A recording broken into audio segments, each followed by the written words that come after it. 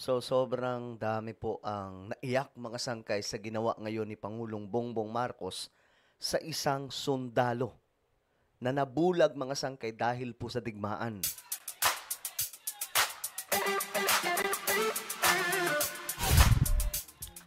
Yo guys, what's up? This is me. I'm back for another vlog today. Ito, mga sangkay, pag-uusapan po natin ngayon ang isa pong bayani natin, isa pong sundalo, no?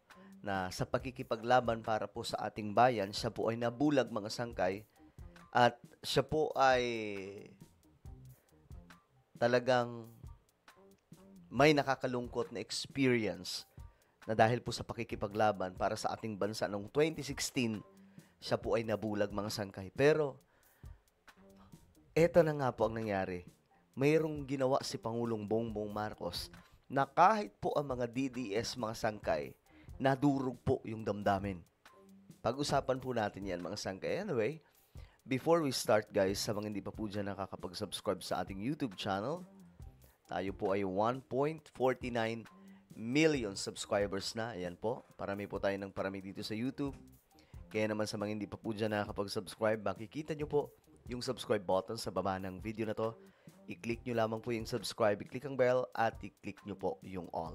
Sa mga nanonood po sa Facebook, syempre, i-follow nyo po yung ating Facebook page. Alright guys, this is,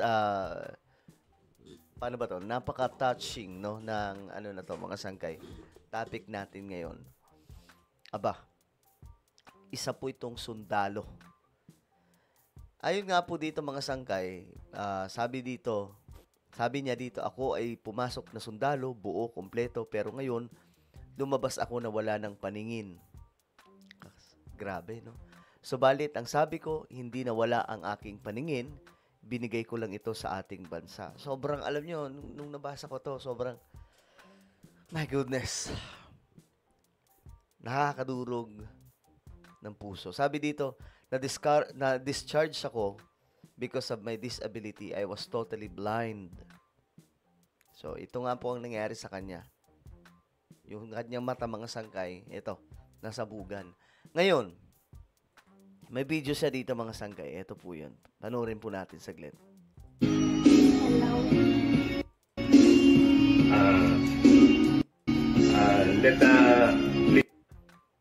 Okay.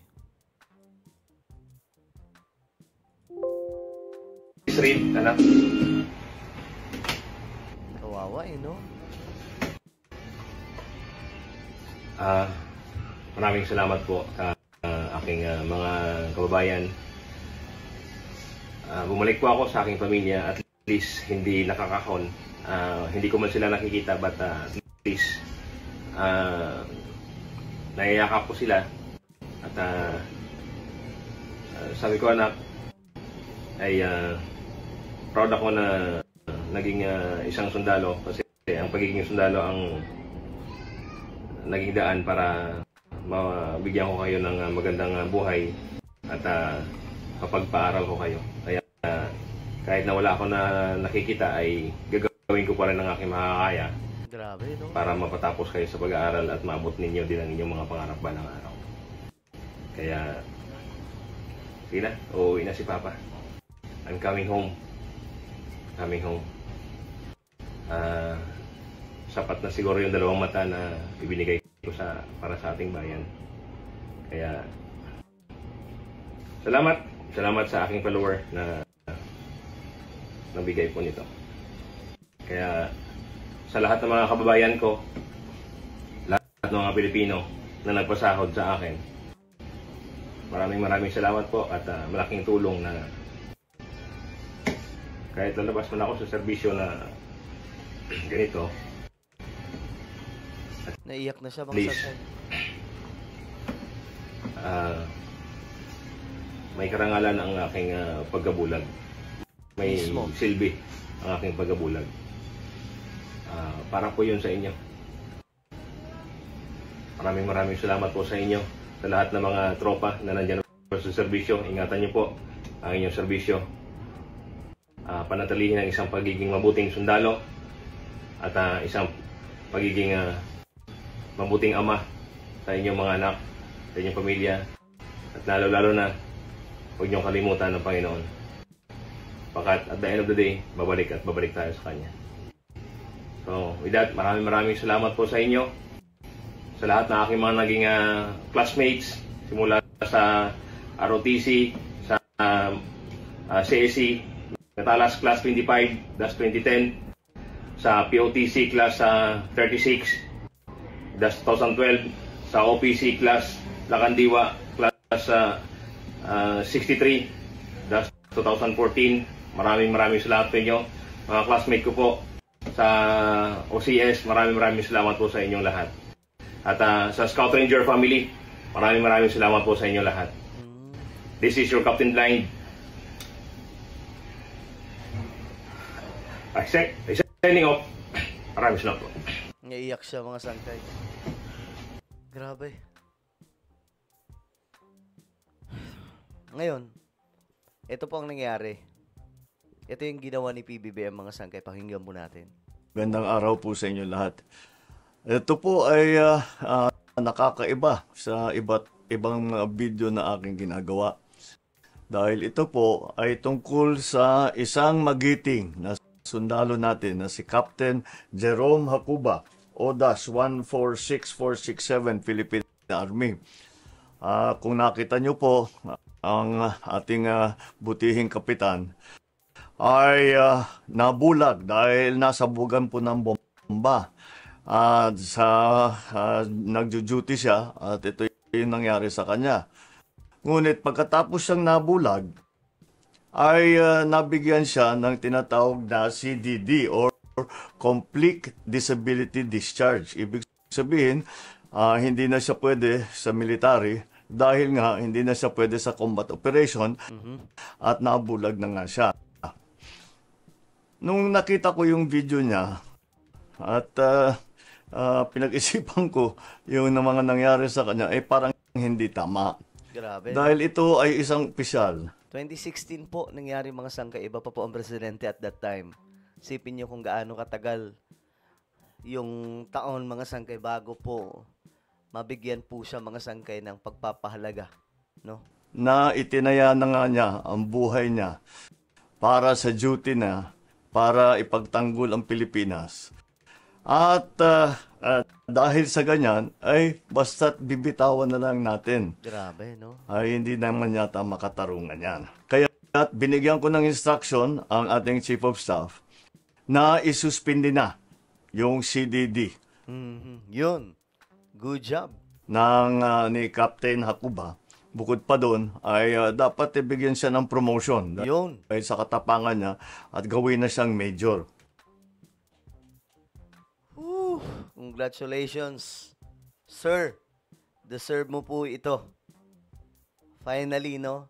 Kung dati yung iba mga sangkay, hindi po nakita yung kanyang pagiging isang patriotic, pagiging isang bayani.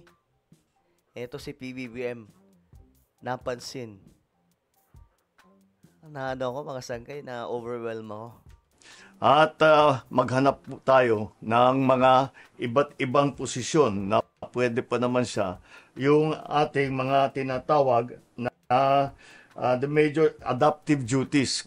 Kasi kahit kahit nabulag na po, marami pa ring duty na pwedeng gawin ng isang sundalo. Lalong-lalo na sa isang sundalo na may 15 years na experience. Maraming maidadagdag at maitutulong sa atin yan. In-instruction ko rin ang ating Secretary of National Defense na pag-aralan ulit itong polisiya natin para hindi naman mangyari ulit ito. Na ang isang sundalo natin na nasaktan dahil sa sakripisyo niya, dahil ginagawa niya ang duty niya para ipagtanggol ang Pilipinas, ay basta't pagka nasaktan, ay basta't bibitawan na lang natin. Hindi naman tama yun. Correct. Kaya gagawa po tayo ng bagong polisiya sa CDD sa lalong madaling panahon. Finally mga sangkay. Kasi ito yung nagiging problema, no? Wala po kasing system na maayos talaga. Alam niyo si BBM ngayon, lahat inaayos yung sistema, no? Lahat ng bulok na sistema inaayos niya. Kaya nga sana ma-extend po yung term niya, mga sangkay. For me lang but it takes kailangan po ng charter changes dyan. Pero yun nga, mga sangkay, inayos ni BBM yung sistema para dyan. Kasi may mga tao po, may mga sundalo po na dahil po sa pakikipaglaban sa ating bansa, paano ba rin yun? Ano sila mga sangkay? May mga part ng katawan nila na hindi na po kayang mag-perform sa kanilang duties. So, mga sangkay. Pero sa ibang part, po pwede. Pero dahil doon, tinatanggal na po sila. Inaano na mga sangkay, dini-discharge na. So, nakakalungkot kasi yung mga yan, nagsilbi po yan sa bansa natin. Eh. 'Di ba? But, finally, our president, mga sangkay, nagawa niya pong, actually ito, umpisa pa lang naayusin niya, pero isa na po ito sa halimbawa si Sir, na, biro nyo, na-promote pa siya, mapopromote pa siya bilang isang major. I salute you, Sir. Hindi mo man ako makikita, pero sana may mag-donate. Pwede pa siguro yan, palitan yung, I don't know, mga sangkay. Hindi naman po tayo doctor, pero sana magkaroon po ng makakita siya ulit. Ito ay para sa lahat ng ating mga sundalo na dahil sa ka-duty nila sila ay nasaktan, sila ay nagka-injury, ay dapat naman patuloy din ang ating pagkilala sa kanilang katapangan at sa kanilang sakripisyo. Kaya ito po ang pagbabago na gagawin natin. Mabuhay ka, Captain Hakuba. Hindi. Mabuhay ka, Major Hakuba. At mabuhay ang Sandatahang Pilipinas. Sir Hakuba, mabuhay ka po. Ikaw po ngayon ay isa ng major. You are not captain anymore. You are Major Hakuba. Sir, saludo po kami sa iyo. No? Finally, 'di ba? After ilang taon mga sangkay, naiyak pa po siya dito eh. Grabe. Naiyak ka. Tingnan niyo yung ending mga sangkay ng video niya, yung sumaludo siya. Signing off. Maraming salamat po. Grabe. Saludo ako sa lahat ng mga sundalo na lumalaban para sa ating bansa, nagtatanggol sa West Philippine Sea, nagtatanggol sa ating kalupaan, nagtatanggol para po sa ating bansa. Saludo po ako. God bless you, Sir Major Hakuba, no? Congratulations. Anyway, naging emotional po tayo. Meron po tayong YouTube channel. Ito po ay Sangkay Revelation. Hanapin nyo po ito sa YouTube ngayon din. Kapag nakita nyo na, i-click nyo po yung subscribe, i-click ang bell, at i-click nyo po yung all. Ako na po ay magpapaalam. Mag-iingat pong lahat. God bless everyone.